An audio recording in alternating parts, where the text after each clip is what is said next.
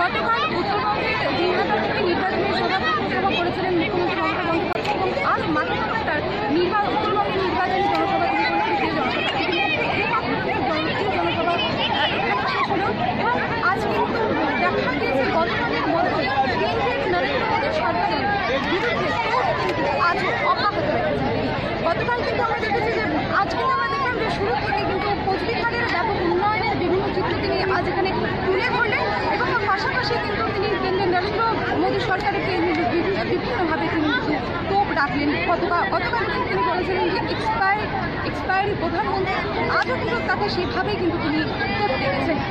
চলে যাচ্ছেন, আমরা ইতিমধ্যে তিনি হেলিকপ্টার করে কিন্তু তিনি এখান থেকে এখন চলে যাচ্ছেন, সেই ছবি আমাদের এবং আপনাদেরকে যেটা দেখা যেটা গতকাল যেটা বলা হয়েছিল যে গতকালের দিনহাটার যে জনসভা, সেই জনসভা কিন্তু সাফল্য রূপায়ণ হয়েছিল।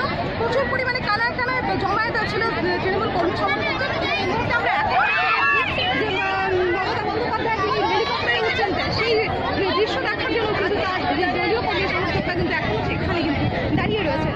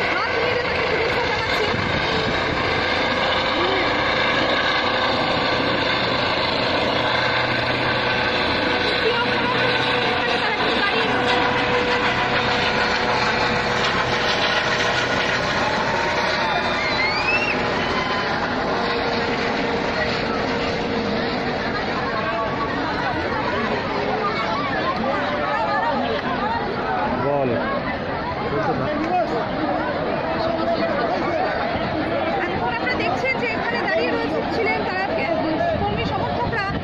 এখন সেই ছবি আমরা আপনাদেরকে দেখাচ্ছি।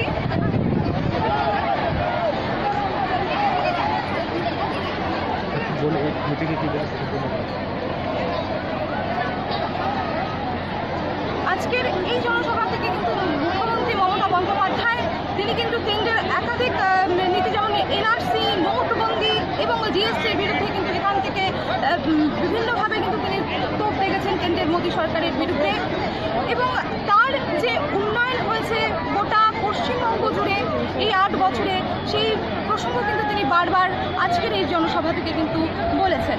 অর্থাৎ একদিকে উন্নয়ন হয়েছে বলে তিনি বলছেন, তৃণমূল কংগ্রেস বলছে, এবং অন্যদিকে কিন্তু বিজেপির তরফ থেকে কিন্তু বলা হয়েছিল কালকের যে শিলিগুড়ির জনসভা থেকে প্রধানমন্ত্রী নরেন্দ্র মোদী তিনি বলেছিলেন যে স্পিড ব্রেকার, অর্থাৎ মমতা বন্দ্যোপাধ্যায়ের জন্য এখানে উন্নয়ন হচ্ছে না। অর্থাৎ এবারের নির্বাচন উন্নয়ন, একদিকে মমতা বন্দ্যোপাধ্যায় বলছেন উন্নয়ন এবং পরবর্তীতে এবং বিজেপির তরফ থেকে বলা হচ্ছে যে স্পিড ব্রেকার উন্নয়নকে রোধ করছে। এই নিরিখে কিন্তু এই বছরের এই নির্বাচন হতে চলছে বলে কিন্তু মনে করছেন রাজনৈতিক খবর। ক্যামেরা রাজীব বর্মনের সঙ্গে আমি বাণী ভট্টাচার্য, খবরের।